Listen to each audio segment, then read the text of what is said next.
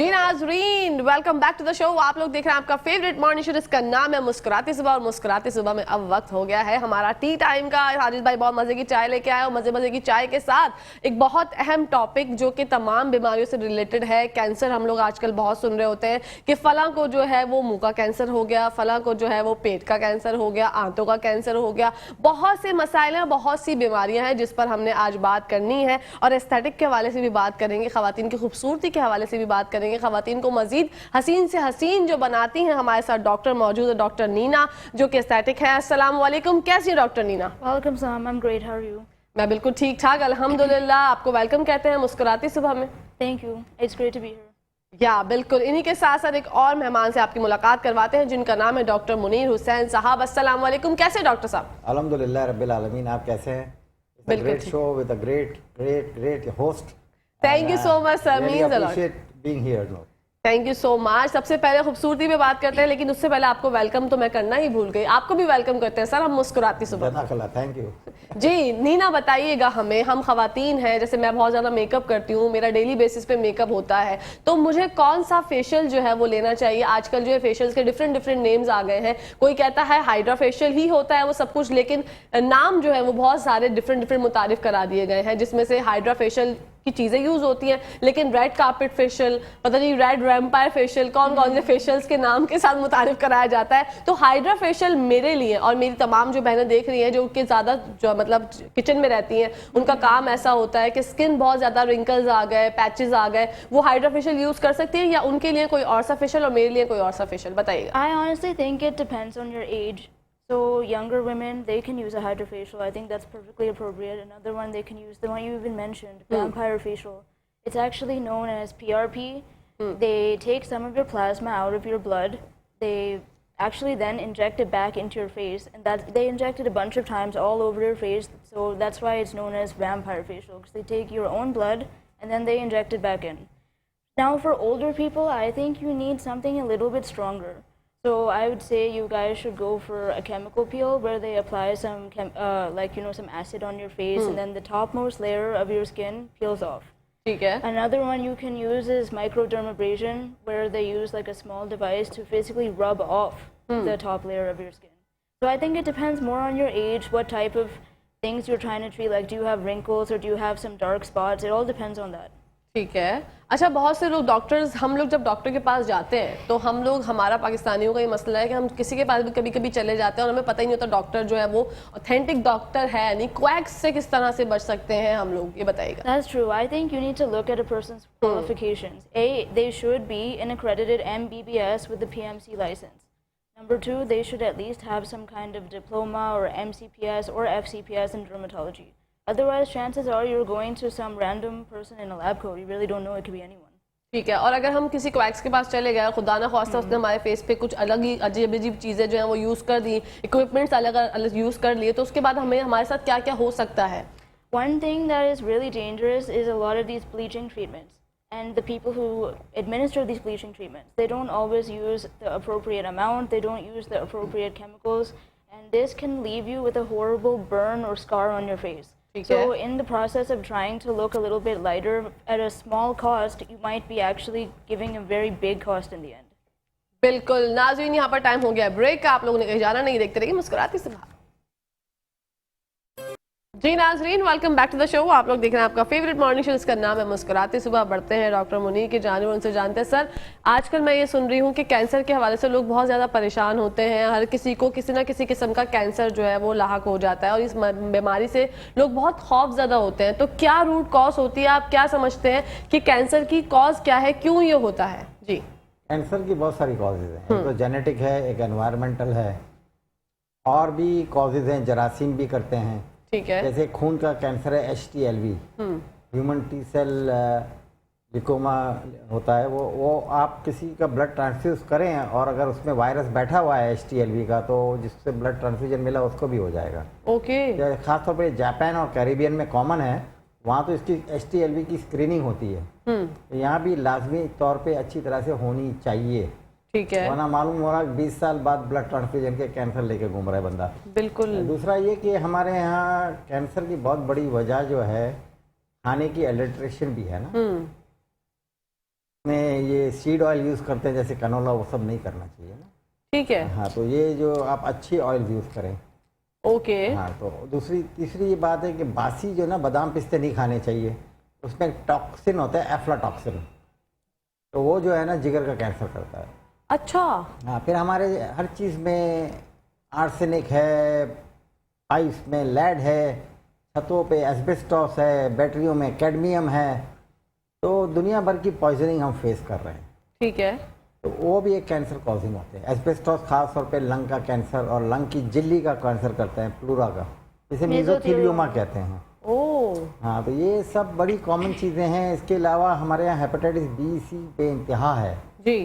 तो hepatitis B C 15-20 साल बाद जिसको होता है तो उसमें जिगर के कैंसर होने का बड़ा एहतमाल हो जाता है। ठीक तो है। It can cause liver cancer and it does. तो सर किस तरह से बचा जा सकता है, किस तरह से अपने आप को महफूज रखा जा सकता है? तो खाने में एतदाल रखें। ठीक है। दूसरा, हमारे एनवायरनमेंट को, तो यह तो हमारी कौमी जिम्मेदारी है कि पूरी कौम मिलकर एनवायरनमेंट को ठीक करे। तीसरी, खाने में अडल्ट्रेशन नहीं होनी चाहिए। ठीक है। क्या जंक फूड खाने से भी जंक फूड कैंसर से हो जाता बिल्कुल होता है कि हमारे यहाँ जो है ना तेल बिकता है बड़ी होटलों से और छोटी होटलों में जाता है। बाद दफा तेल जानवर के परिंदों के चर्बी से और पता नहीं क्या क्या चीज़ से आपने देखा होगा बनता है, जी। मरे हुए जानवरों की चर्बी से। फिर जाहिर बात है वो उसको उबाल के वो जो बनता है वो बिल्कुल टॉक्सिक हो चुका होता है। ओके। और फिर जो तेल बार बार यूज़ होता है, एक होटल से ख़रीदा तो दूसरे छोटे होटल में गया, उसी को तेल से पकाया, तो उसकी प्रॉपर्टीज सारी बदल चुकी होती है। ठीक है। वो अनसैचुरेटेड फैट से सैचुरेटेड की तरफ जा होता है, उसमें काफ़ी ऑक्सीडाइज्ड केमिकल्स होते हैं। तो ऑक्सीडेशन जो ना हाइपर ऑक्सीडेशन से भी कैंसर होता है। ओके। और आपने हेपेटाइटिस का भी जिक्र किया सर। हेपेटाइटिस जो है ना अब दुनिया में ये लिवर कैंसर अब एक प्रिवेंटेबल कैंसर करार दे जा चुका है। क्यों? अगर हम हेपेटाइटिस बी की वैक्सीनेशन पूरे मुल्क को अच्छी तरह से कर दे तो बी नहीं होगा, है ना। और सी के लिए अगर हम साफ सुथरी सिरिंजेस हो, जी, हमारे औजार साफ हो, डेंटिस्ट के औजार साफ हो, हजाम ब्लेड बदले, ये सारे प्रॉपर मेजर्स किए जाएं तो हेपेटाइटिस सी भी चला जाएगा। ठीक है। तकरीबन 99% चला जाएगा। तो वो एक कैंसर प्रिवेंशन हो गया। मतलब वो हम खुद से कर सकते हैं, सब चीजों को क्योर कर सकते हैं, लेकिन हमें इनफरादी तौर पे ये सब चीजों का ख्याल रखना पड़ेगा। दूसरा, स्मोकिंग, जी। तंबाकू। और स्मॉग कितना है हमारी हवा में, इतना स्मॉग है कि 20% जो है ना स्मॉग का कंट्रीब्यूशन है लंग कैंसर में। Oh my God. स्मोकिंग छोड़े। राइट। एयर पोल्यूशन बहुत ज्यादा है। पॉल्यूशन है। तो हम किस तरह से मास्क का इस्तेमाल कर सकते हैं? मास्क कैसे इस्तेमाल करें? ठीक है, मास्क ताकि ये इस्तेमाल सिर्फ करें। हाँ, इमिशंस को कंट्रोल करना चाहिए। इमिशंस बिल्कुल कंट्रोल नहीं है। ठीक है। जैसे बाद सूबों के अंदर शुगर केन का जो है ना जलाते हैं लोग, तो उससे बहुत ह्यूज तादाद में ये कार्बन डाइऑक्साइड जनरेट होती है, जिसकी वजह से बाद सूबे में आप देखें स्मॉग की वजह से इनकी मोटरवे बंद होती है। जी।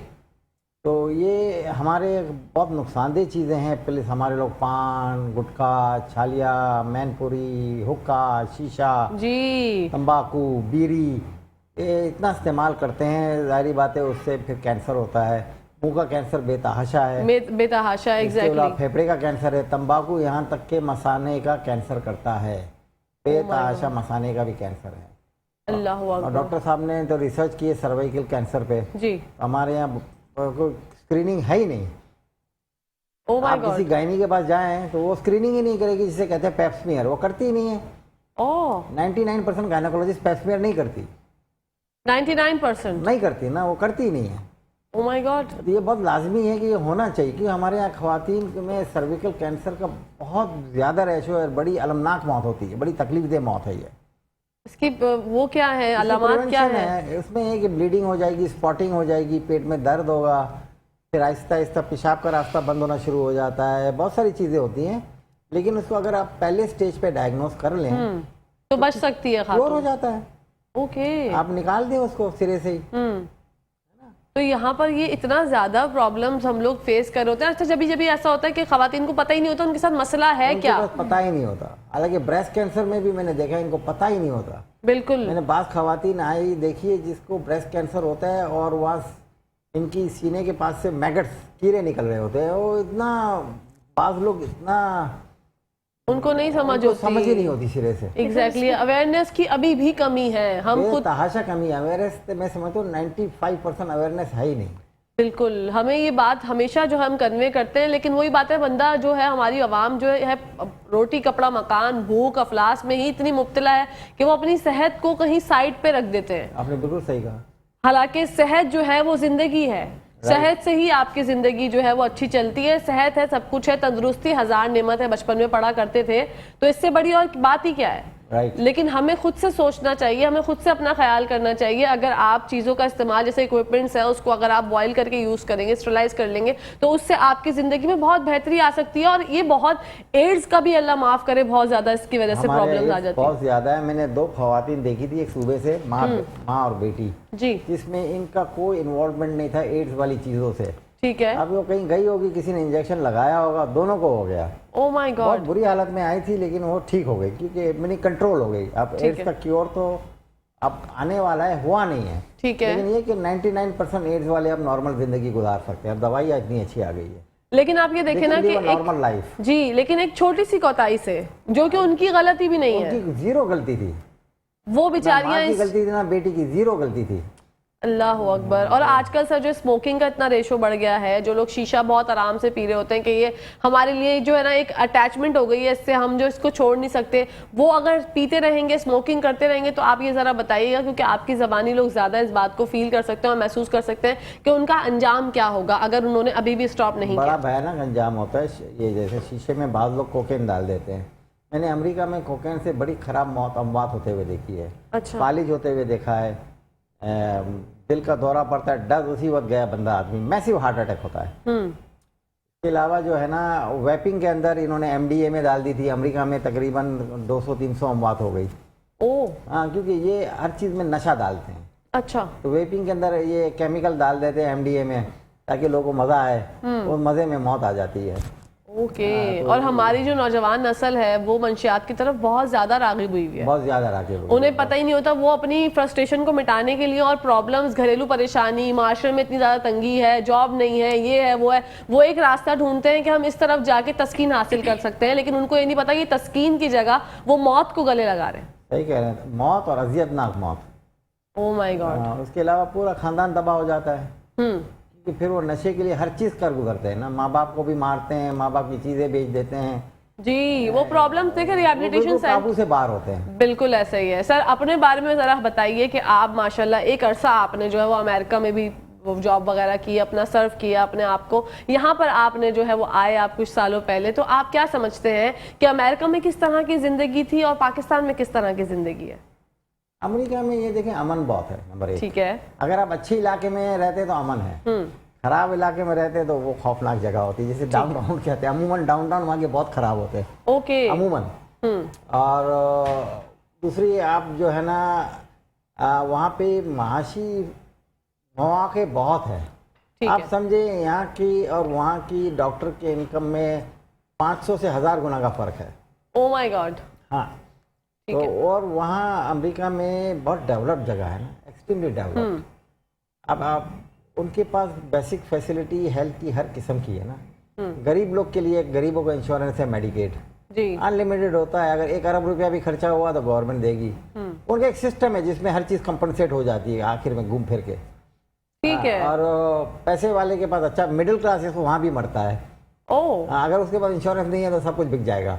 ओके, मतलब मिडिल क्लास का वहाँ पे भी कोई पुरसाने हाल नहीं है। आजकल अमेरिका में भी बहुत महंगाई हो गई है, बेतहाशा। ये तो ग्लोबली सर, पूरी दुनिया में आलमी तौर पे महंगाई है। ये हम लोग यहाँ पे ज़्यादा परेशान हो रहे थे पाकिस्तान के हवाले से, और जबकि हमें पता है कि यूके की आप बात करें, USA की बात करें, सब जगह महंगाई बहुत ज़्यादा हो चुकी है। जो चीज़ पहले उनको कम डॉलर्स में मिलती थी, अब वो उसके प्राइस बहुत ज़्यादा हाई हो चुके हैं, 3-4 गुना बढ़ गए। जी, 3-4 गुना बढ़ चुके हैं। बीमारियाँ जो है सर, आप क्या समझते हैं अभी हमें जो है बहैसियत कौम हम लोग जो देख रहे हैं पाकिस्तान में, सबसे ज़्यादा कौन सी चीज़ ऐसी है जो आप ये देख रहे हैं कि 1-2 सालों में मैं देख के परेशान हो गया, इसका रेशो बहुत ज्यादा बढ़ गया? डायबिटीज ओह, एपिडेमिक की तरफ फैल रही है, बेतहाशा डायबिटीज है। ठीक और है। फिर चूंकि हम लोग नमक का भी गैर ज़रूरी और बहुत ज़्यादा इस्तेमाल करते हैं, वर्जिश नहीं करते हैं, बिल्कुल सब काउच पोटैटोस होके बैठे हुए हैं ना, बिल्कुल, है ना। हाइपरटेंशन, तो ब्लड प्रेशर होता है, हाइपरटेंशन, और फिर ये दोनों कॉकटेल है फालिज का। आप देखें फालिज के मरीज को, किसी को भी देखें, तो 95% इनको ये कॉम्बिनेशन मिलेगा, blood pressure and diabetes. Oh my God. हाँ, तो इसकी वजूहात क्या है सर? डायबिटीज क्या मीठा खाने से होती है? लोग ये समझते हैं कि अगर हम मीठा खाएंगे तो हमें डायबिटीज होगी, या फैमिली इनहेरिडिटी में भी होती है, उसकी वजह से भी होती है? हेरिडिटरी एलिमेंट होता है बेशक, ठीक है, बेशक होता है, लेकिन इतना नहीं, ज़्यादातर खाने पीने की बेइतदाली है। और दूसरा वर्जिश तो है नहीं। हाँ। आप अगर मैं सपोज मुझे रिक्वायरमेंट है 2000 कैलोरीज की और मैं 3000 कैलोरीज खाता हूँ तो मैं फिर तंबू हो जाऊंगा, इतनी इतनी चर्बी जमा होगी, बिल्कुल, है ना, और फिर वो पूरा मेटाबॉलिक एकदम खराब होगा। इसे कहते हैं डिसमेटाबॉलिक सिंड्रोम। पेट निकल आएगा, कोलेस्ट्रॉल बढ़ जाएगा, शुगर बढ़ेगी, शरियानें तंग हो जाएगी। बिल्कुल। तो ये डिसमेटाबॉलिक सिंड्रोम एक निशानी है कि अब उस तरफ जा रहा है बंदा। ठीक है, और बच्चों में भी रेशो बहुत बढ़ गया बच्चों डायबिटीज। में बेतहाशा बढ़ गया है। आज तो 15-16 साल के भी बच्चे डायबिटिक आ रहे हैं। बिल्कुल, मेरे प्रोग्राम में एक दफा कॉल आई थी, 6 साल की बच्ची थी, उसको डायबिटीज डायग्नोज हुआ था और मैं दिमाग खराब हो गया था सुन के कि ऐसा भी हो सकता है। बच्चा, छोटा सा बच्चा, उसने क्या इतना मीठा खा लिया होगा या क्या प्रॉब्लम होगी? नहीं, वो उसको शायद दूसरी वजह होगी। ठीक है, उसका लुबलुबा उड़ गया होगा, या जेनेटिकली होगी डायबिटीज, या बाद ऑटोइम्यून डिजीज होगी, या फिर जो है ना बाद दफा एक बीमारी होती है मीजल्स, खसरा, वो बाद दफा लुबलुबे को खराब करती हुई चली जाती है, मम्स खराब करती हुई चली जाती है, तो फिर बाद में इसके अवारिस सामने आते हैं। ये मीजल्स और मम्स से भी हो सकती है डायबिटीज? लेकिन हाँ, अगर वो पैनक्रियास खराब करते हुए चली गई हाँ, तो ओके। तो जो लोग अपने बच्चों को वैक्सीनेशन नहीं करवाते, मीजल्स की, मम्स की या किसी भी चीज की, तो अल्लाह ना करे अगर उन्होंने इस चीज को इतना ज्यादा गौर में नहीं लेके आए तो ये भी हो सकता है। जी बिल्कुल हो सकता है, रिमोटली हो सकता है, बिल्कुल हो सकता है। और ये पब्लिक को वैक्सीनेशन करानी चाहिए। बिल्कुल। एक पागल कौम अमेरिका में भी है जो वो एंटी वैक्सीनेटर्स हैं, वो भी नहीं लगाते वैक्सीन, तो वहाँ भी मीजल्स फैलता है, वहाँ भी बड़े बड़े अजीब लोग बैठे हुए हैं। Oh my God. ये देखिए सर, ये तो आपने रोशनी डाली क्योंकि आप वहाँ पर रह के आ चुके हैं, आपने अपनी काफी जिंदगी वहाँ पे वक्फ की और वहाँ पे भी बहुत अच्छी खिदमत अंजाम दी, तो आप बता रहे हैं हमें कि ऐसा भी वहाँ पर भी होता है। वहाँ पर भी लोग हैं इस किस्म के जो खास किस्म के पॉलिटिकल और रिलीजियस व्यूज रखते हैं।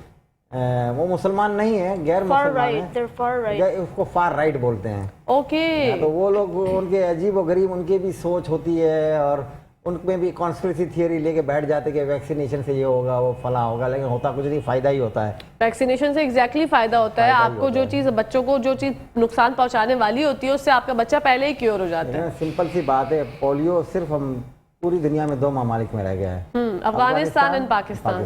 जी। एंड पूरी दुनिया से, हालांकि बांग्लादेश से रेडिकेट हो गया, इंडिया इतना ह्यूज आबादी वाला मुल्क, वहाँ से रेडिकेट हो गया। बिल्कुल। आप ये देखें ना कि मैंने पहले शोज वगैरह किए पोलियो के हवाले से, तो जब मुझे पता चला कि लास्ट टाइम जो है लास्ट ईयर एक बच्चा जो है उसमें डायग्नोज हुआ था पोलियो, तो हमें लगा कि अब हम इससे निजात की तरफ है। जन उसके बाद दूसरा जो नया साल आया उसमें 14 केसेस पाकिस्तान से रिपोर्ट हुए। तो हम लोग जो है वो किस तरफ जा रहे हैं, हम लोगों को समझ नहीं आ रहा कि हमें, अच्छा इम्यूनिटी, बच्चे की इम्यूनिटी और बड़े की इम्यूनिटी, इम्यून सिस्टम कितना मैटर करता है आपको किसी भी बीमारी से रोकने के लिए? इम्यून सिस्टम बहुत मैटर करता है। ठीक है, बहुत मैटर करता है। जैसे अब डायबिटीज का एक रीजन है कि ऑटो इम्यून होती है बाज़ दफ़ा, यानी आप इंसान का दिफा ये समझता है कि ये बाहर की चीज़, इस पर हमला करता है। तो diabetes can be auto immune to.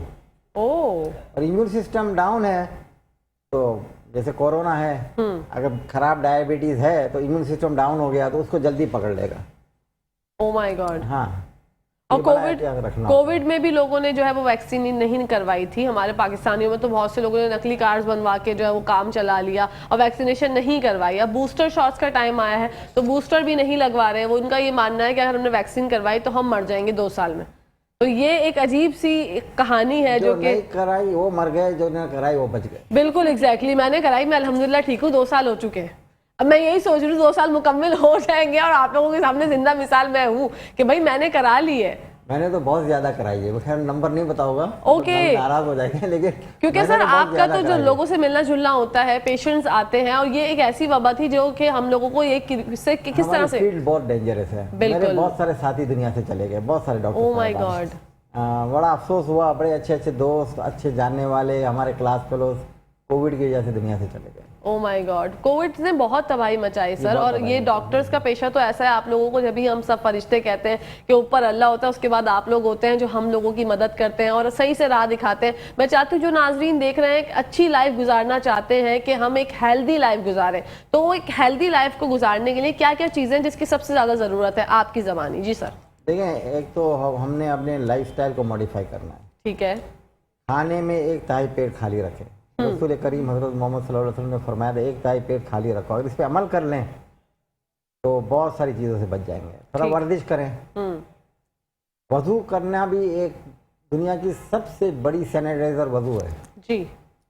अगर आप वज़ू करते हैं सारी नमाजों के लिए, बहुत बड़ी सैनिटाइजर है। आप मस्जिद नमाज पढ़ने जाते हैं तो ये एक बहुत बड़ी थेरेपी है, एक किस्म की फिजिकल थेरेपी है, मेंटल थेरेपी है, बिहेवियर थेरेपी है और फिजिकल थेरेपी भी है और अल्लाह की इबादत भी है। बिल्कुल माशाल्लाह। हाँ, और दूसरा ये कि हम जैसे रोजे रखते हैं तो रोजे में बस इफ्तार पे कबाड़ा ना करें। हाँ समोसे, बिल्कुल। पकोड़े, निहारी, कौरमे, ये सब ना करें ना। आने वाला है इंशाल्लाह, रमज़ान करीब करीब है और हम लोग जो दस्तरखान पे इतनी हम फास्टिंग इतने खूबसूरती से हम रोज़ा रखते हैं, सब की चीज़ें मुकम्मल करते हैं दीनी फ़राइज़, लेकिन जब हम जो दस्तरखान पे जाके उसकी रौनक को और इन्हेंस करते हैं, जो हम लोग खाते हैं वो सब कुछ जो है वो हम अपने साथ ही कबाड़ा करते हैं। जो दस्तरखान को सादा होना चाहिए जी, सलाद एंड फ्रूट। ये मुझे समझ नहीं आता है पकौड़े मतलब निकाले किसने हैं कि ये रमजानों में जो दस्तरखान पे होने चाहिए पकौड़े क्यों, समोसे क्यों, भाई किसने ये इन्वेंट किया? मुझे उस बंदे का जरा पता मिल जाए, मैं उससे पूछूंगी कि मकसद क्या था भाई आपका, इसको आम दिनों में रख लेते। अच्छा, बढ़ते हैं हम नीना की जानिब। नीना, अपने बारे में बताइएगा, आपने कहाँ से जो है वो पढ़ाई मुकम्मल की, अमेरिका में होती थी, क्या क्या पढ़ा, क्या क्या खुसूसियात हैं, अपनी ज़बानी बताइए। Sure, my name is Dr. Nina. I came here from the United States. I studied at a very well-known school. It's Phillips Exeter Academy. So I'm in Exonian. Then after that, I shifted to Pakistan for my studies. I am a SMCN, proud SMCN. I did my training at JPMC. One place where I had a very good experience was the plastic surgery department. Wow. So after that, I went into aesthetics and cosmetic medicine, which I think is a huge field in Pakistan now. We are so many people, such a huge population. And just now, people are starting to realize there are like minor little procedures that take no downtime and like not that much money that you can use to upkeep your appearance and stay refreshed.